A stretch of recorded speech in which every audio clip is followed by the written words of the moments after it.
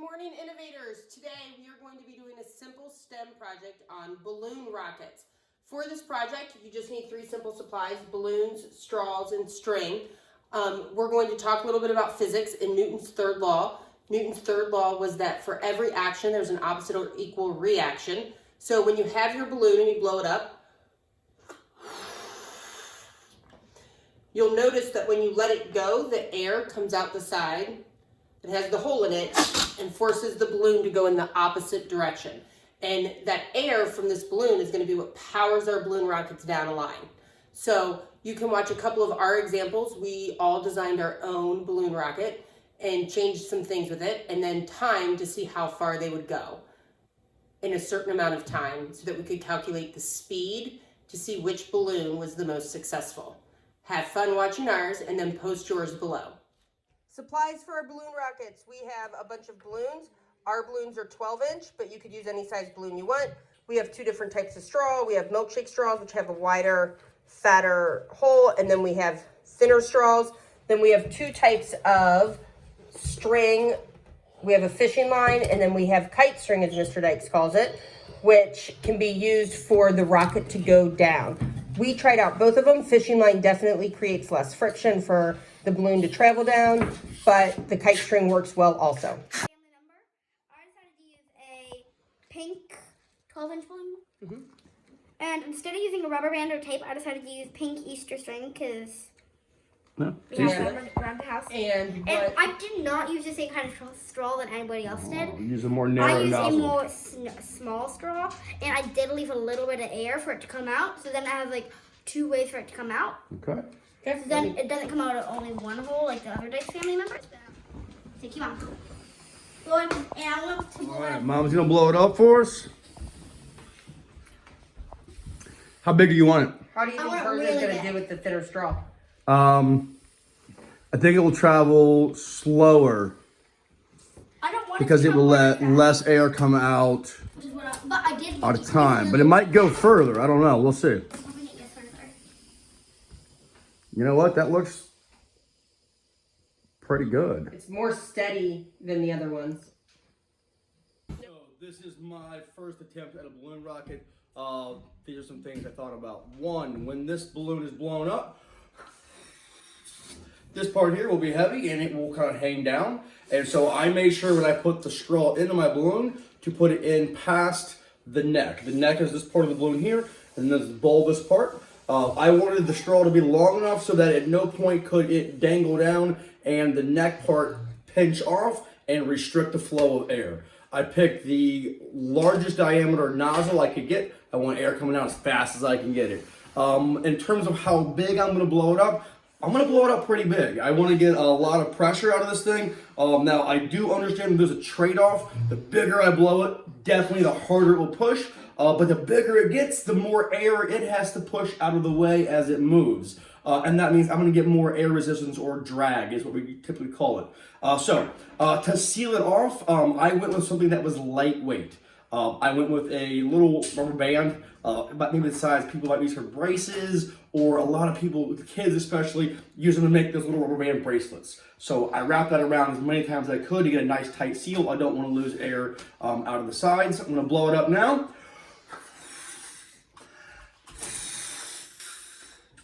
I did make sure to leave just enough of the straw hanging out the backside so my finger could kind of jam it up. I'm going to use two pieces of tape to tape it on to the straw on the guide line. That's what I'm going to be calling the fishing wire.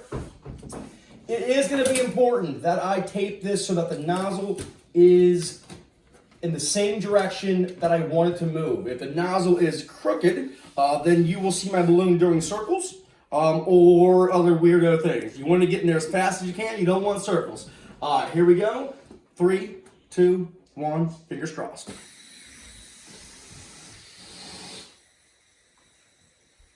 I'm gonna blow it up from my straw, and then I'm gonna tape it onto the straw, and I'm gonna let it go, and it's gonna fly, and I'm gonna try to get it all the way there. What did you use to tie it off? Like, how is the straw connected to the balloon? I used a rubber band that you Rubber would band. usually like use for like those rubber band placement. Okay, what did you, for your straw, do you have a lot of it sticking out or just a little bit? Just a little bit. Is it more or less than Dad's? More. Okay, we'll see how yours does. This is my balloon. Hold on, give you a thumbs up. So this is my balloon launcher, and we're gonna launch it. Mommy's gonna do it for her because she's a little taller. She used a long straw coming out. Whoa, she made it. High five. All right, for my balloon rocket, I have a little bit more than a quarter of a milkshake straw cut off. I'm going to put it in. I want it to go through the neck of it, but I'm gonna leave a decent amount out. I am going to use tape to seal mine off instead of rubber bands. This is painter's tape. Even though it adds a little bit of weight probably to the balloon, I think it's going to work better than the rubber bands. And what size balloon are you using? I am using a 12-inch balloon. And I'm going to put as much air in it as possible so that it gets the most force as it's going. Sorry, waiting for it to pop in my face. You're not. If I have that video, it's gonna be awesome. I'm gonna put it in slow-mo just to watch your face and spittle flying everywhere. Okay, I have mine pinched off. I'm gonna bring this forward and tape it.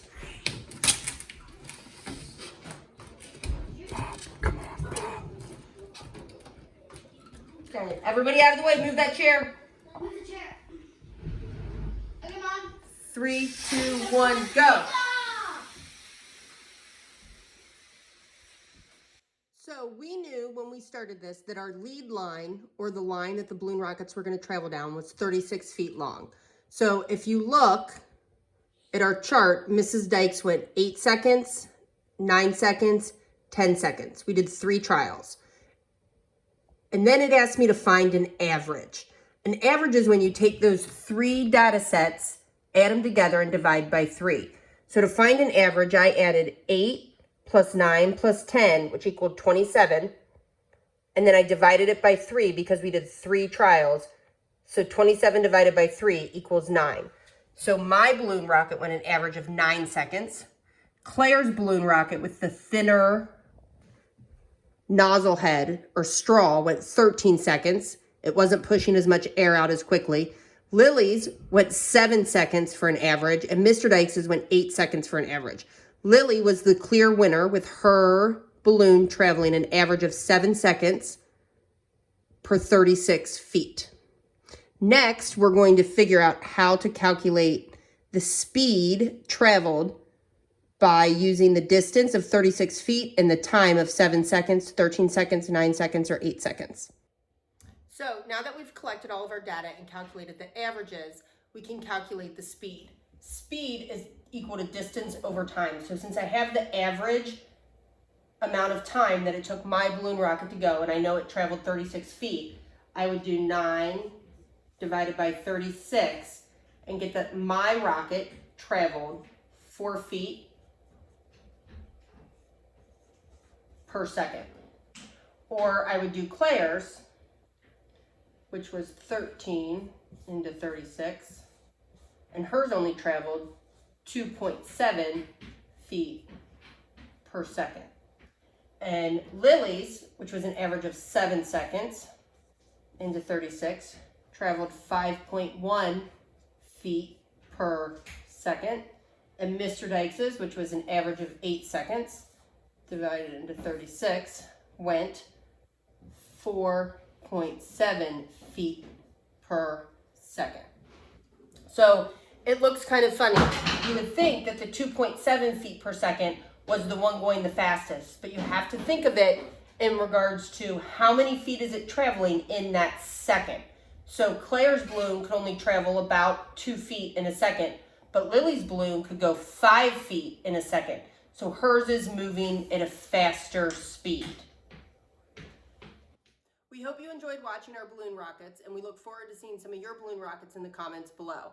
It's a really simple project to do and a good way to learn about how to calculate average and then to look at the speed of an object. Have fun!